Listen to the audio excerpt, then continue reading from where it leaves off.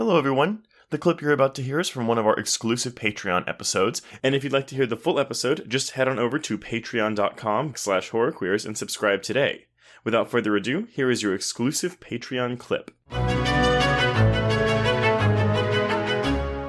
The basic plot is, yes, a psycho killer named Cinderella, who's in a movie goes on a killing spree. Yeah. Unfortunately, if you walk into this movie wanting that, you are going to be disappointed because the slasher element is not only the least developed part of the film, it's also the least interesting part of the film. I would actually argue it's almost like a framing device, right? It opens the movie with that great fucking kill, and then it comes back at the end when you basically forgotten about it and you think the movie is over. I mean, look, I have seen this movie 5 or 6 times.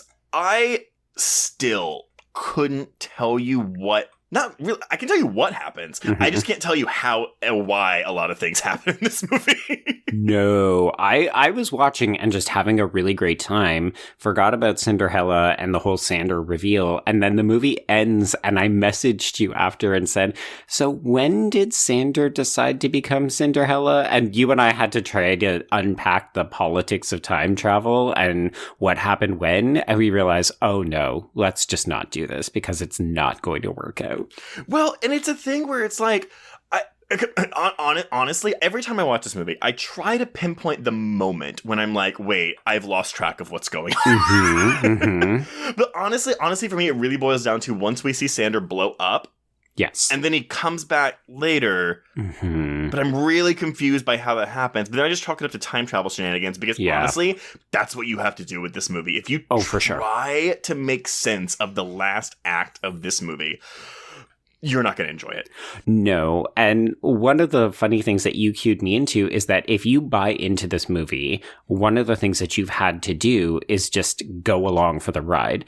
And then you mentioned to me afterwards when I started being like, wait, what happened with Sander? You were like, oh, see, what you need to do is act like the characters because they also just all go along with it. Like, there's never a moment where people say, time travel? What? Or, you're a fly? What? Like, people are just like, oh, that's weird. And we move on. 100%. I think my first viewing, I was on Wikipedia the second I finished watching this movie because, again, everyone acts like everything is just normal in this movie. I mean, again, we have fucking Flyboy. They get the TV on his hand, and he goes to school and is made fun of and being called TV hand for an entire scene. Yes. And there's no indication of like, does a doctor ask a question? Does a teacher ask a question?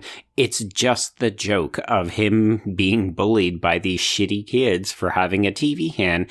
And then it gets taken off when he presumably comes of age and he has a gorgeous but regular hand, but also he can turn into a fly. Which, by the way, though, technically we could do a queer reading with this movie with that character. 100%. Yeah, because homo repress for sure. 100%. But y'all, let me just read the first 2 lines of the current Wikipedia summary because it has changed since 2011. A serial killer known as Cinderella is on the loose and preying on Grizzly Lake High School's student body. Sounds great. Yep. Viewers are introduced to misfit students Riley, Ione, Toshiba, Mimi, and Clapton, as well as Sander, who is infatuated with Riley. The school's principal, Verge, places them all in detention until 10 p.m. on the night of prom, certain that one of them is the killer. Okay, pause.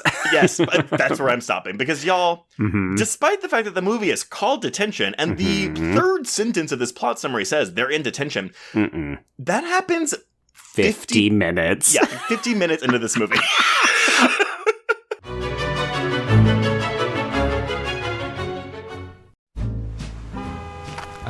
Atlas Avenue, a long stretch of road that encompasses everything the city of Kennett Heights has to offer.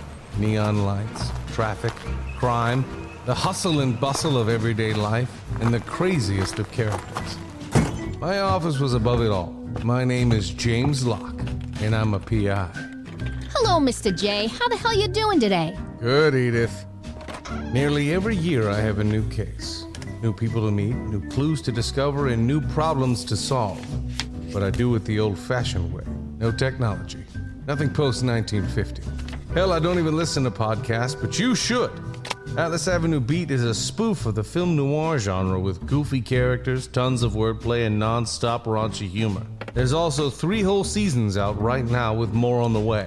Just search for Atlas Avenue Beat wherever you listen to podcasts or visit us online at bloody.fm. It was late in the afternoon when the professor and I took our way towards the east, whence I knew Jonathan was coming. Jonathan Harker has asked me to note this, as he says he is hardly equal to the task, and he wants an exact record kept. Dear Madam Mina, I have read your husband's so wonderful diary.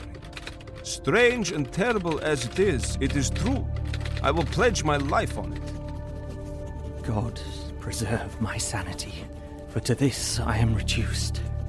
Safety and the assurance of safety are things of the past.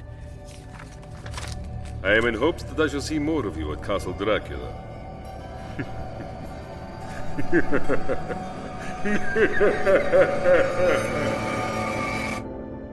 Listen to Regarding Dracula wherever you listen to podcasts, or find us online at bloody.fm.